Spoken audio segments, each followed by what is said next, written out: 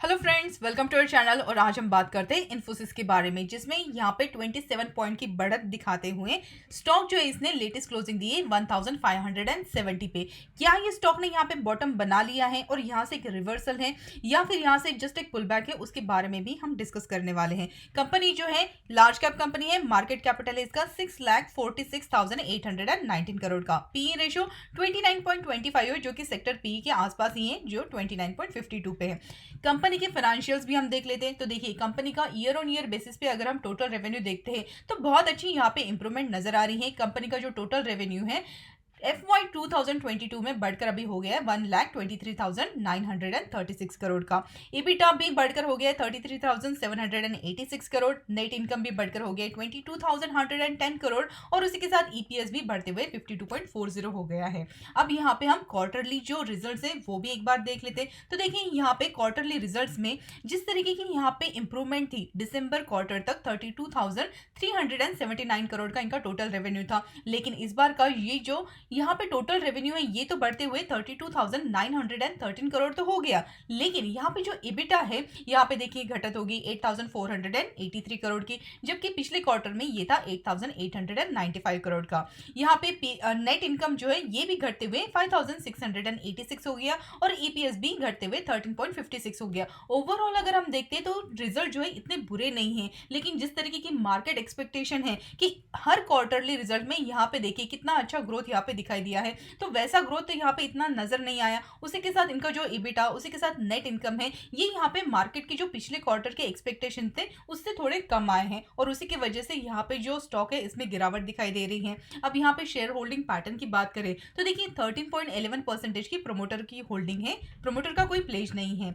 Mutual fund यहाँ पे 13.49%, DII 3.61%, FII 33.30% और रिटेल एंड अदर्स यहाँ पे 36.49% की हिस्सेदारी लेकर चल रहे हैं।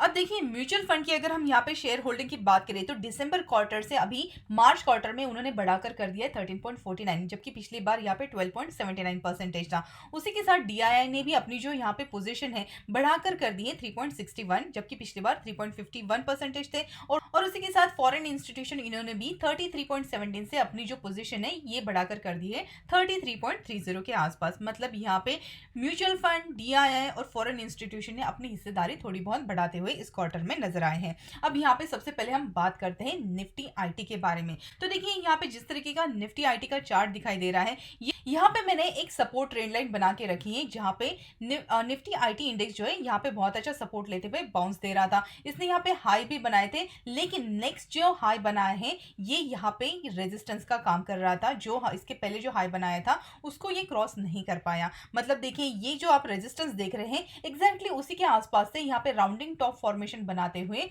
इसने क्या किया, 200 जो मूविंग एवरेज है इसका ब्रेकडाउन दे दिया और उसी के साथ 20 मूविंग एवरेज है ये भी नीचे की तरफ आ रहा है। अब हमारे लिए ये जो 20 मूविंग एवरेज है ये एक रेजिस्टेंस का काम कर रहा है। अब उसी के साथ देखिए, यहाँ पे ये जो सपोर्ट ट्रेंड लाइन मैंने बना के रखी है, जिसका ये कंटिन्यूसली यहाँ पे सपोर्ट लेके बहुत अच्छा बाउंस दे रहा था, अब यहाँ पे यही जो सपोर्ट है हमारा टूट चुका है और ये जो हमारा इंडेक्स है यहाँ पे फिसलते हुए नीचे की तरफ आया है। अब यहाँ पे देखिए, इस रीजन में यहाँ पे तो कुछ खास सपोर्ट नहीं दिखाई दे रहा है, लेकिन अगर यहाँ पे ये जो इंडेक्स है ये अगर यहाँ से संभलता भी है तब भी हमारे लिए ये जो हमारी सपोर्ट ट्रेंड लाइन थी ये यहाँ पे एक रेजिस्टेंस का काम करने लगेगी। अब यहाँ पे अगर हम चार्ट पैटर्न की बात करें तो देखिए, यहाँ पे इसने एक काइंड ऑफ वेज यहाँ पे क्रिएट की थी, उसके बाद एक राउंडिंग टॉप फॉर्मेशन बनाया और उसके बाद फिर से एक राउंडिंग टॉप फॉर्मेशन बनाया। जब भी ऐसे कहीं राउंडिंग टॉप फॉर्मेशन होते रहते तो यहाँ पे काइंड ऑफ एक तो आप इसको डबल टॉप फॉर्मेशन कह सकते हैं या तो फिर एक राउंडिंग फॉर्मेशन कह सकते हैं। तो जब भी ऐसा राउंडिंग टॉप फॉर्मेशन होता है और हमारा जो सपोर्ट लेवल है ये टूट जाते हैं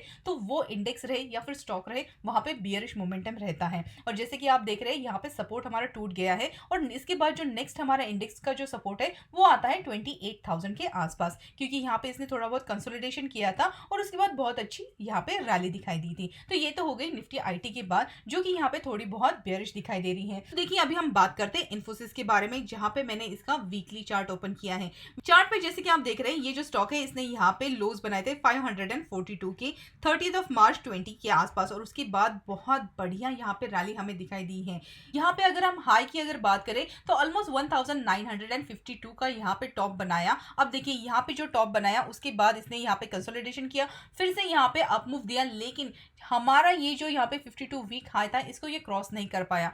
जब स्टॉक में ऐसी बात होती है, जब हमारा ऑलरेडी एक जो हाई बना है उसको अगर सेकंड हाई क्रॉस नहीं कर पाता तो ये यहाँ पे डबल टॉप बना देता है, और जब डबल टॉप फॉर्मेशन हो जाता है तो फिर उसके बाद यहाँ पे प्रॉफिट बुकिंग या तो फिर बहुत ज़्यादा गिरावट हमें दिखाई दे सकती है। और यही यहाँ पे हुआ, क्योंकि जो स्टॉक है इसने बहुत अच्छी यहाँ पे रैली दिखाई है। अब प्राइस वाइज कंसोलिडेशन, उसी के साथ यहाँ पे टाइम वाइज कंसोलिडेशन होना भी बहुत ज़रूरी होता है, जो कि एक हेल्दी करेक्शन माना जाता है लॉन्ग टर्म के हिसाब से। अब देखिए यहाँ पे जिस तरीके से ये जो स्टॉक, अब देखिए यहाँ पे ये जो सपोर्ट ट्रेंड लाइन है जहाँ से ये स्टॉक ने बहुत अच्छा कंसोलिडेशन किया था, और उसके बाद यहाँ पे देखिए डायरेक्टली हमारा जब रिजल्ट अच्छे नहीं आए उसके बाद ये जो स्टॉक है फिसलते हुए ये हमारी सपोर्ट ट्रेंड लाइन तो तोड़ी दी। उसके बाद जो हमारी यहाँ पे नेक्स्ट इमीडिएट जो सपोर्ट ट्रेंड लाइन है उसका यहाँ से सपोर्ट लेते हुए आज के दिन में ये जो स्टॉक है 1573 की क्लोजिंग दी है। अब यहाँ से आगे क्या, तो देखिए यहाँ पे क्या हो सकता है, यहाँ पे हार्डली दो ही सिनारियो हो सकते हैं। सबसे पहली बात तो ये है कि हमारे लिए ये जो सपोर्ट था ये टूट गया है, अब ये काम करेगा हमारे लिए रेजिस्टेंस का। और जैसे कि आप यहाँ पे देख रहे हैं ऑलरेडी यहाँ पे बहुत बड़ा गैप हो चुका है,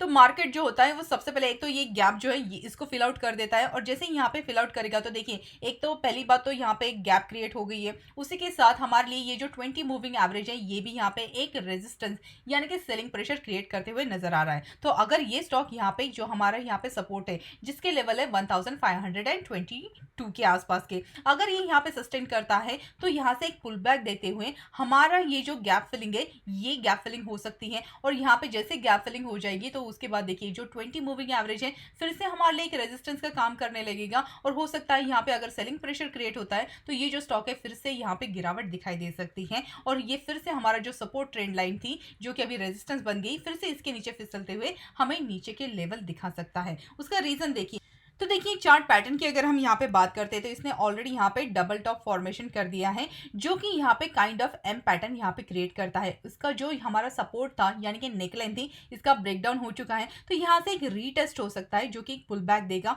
हो सकता है यहाँ पे गैप फिलिंग हो जाए और उसके बाद फिर से ये जो स्टॉक है नीचे की तरफ फिसलते हुए नजर आ सकता है। ये तो हो गया हमारा डबल टॉप का चार्ट पैटर्न के बारे में। उसी के साथ अगर आप यहाँ से देखते हैं तो यहाँ पे एक राउंडिंग टॉप फॉर्मेशन का यहाँ पे दिखाई दे रहा है। अगर ये राउंडिंग टॉप का अगर आप चार्ट पैटर्न के हिसाब से देखते हैं तो देखिए अगर मैं यहाँ पे एक राउंडिंग टॉप फॉर्मेशन करती हूँ तो फिर से ये जो स्टॉक है फिर से पुल बैक दे सकता है, और यहाँ पे फिर से हमें एक रेजिस्टेंस दिखते हुए ये जो स्टॉक है फिर से इसमें गिरावट आते हुए नजर आ सकती है। तो अगर आप शॉर्ट टर्म ट्रेडर हैं तो यहाँ पे आप एक पुल बैक के लिए एक प्ले आउट कर सकते हैं, एक स्विंग यहाँ पे देख सकते हैं।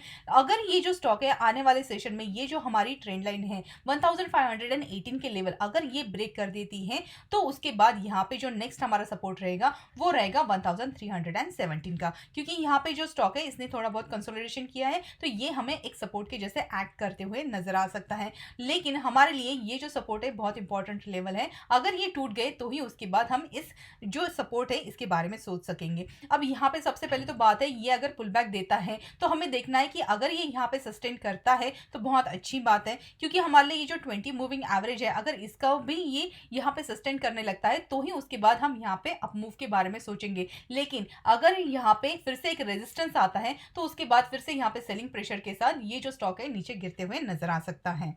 अब जो लोग यहाँ पे इन्फोसिस में लॉन्ग टर्म के हिसाब से मंथली सेव करना चाहते हैं या फिर जो बाय ऑन डिप की स्ट्रैटेजी यहाँ पे अपनाना चाहते हैं उनके लिए कौन से ऐसे लेवल रहेंगे, तो देखिए यहाँ पे अगर ये जो स्टॉक है यहाँ पे 1200 के आसपास अगर आपको मिलता है तो आप यहाँ पे अपना फर्स्ट जो मंथली सिप है या फिर बाय ऑन डिप की जो स्ट्रैटेजी है उसमें कुछ क्वांटिटी लेकर चल सकते हैं लॉन्ग टर्म यानी कि 4 से 5 साल के हिसाब से। उसके बाद अगर आपको सेकंड डिप मिलता है, सेकंड डिप का जगह रहेगा 900 के आसपास। अगर आपको ये यहाँ पे आता है इनकेस अगर ये यहाँ पे डिप हो जाता है तो ये आपका सेकंड बाइंग लेवल रहेगा।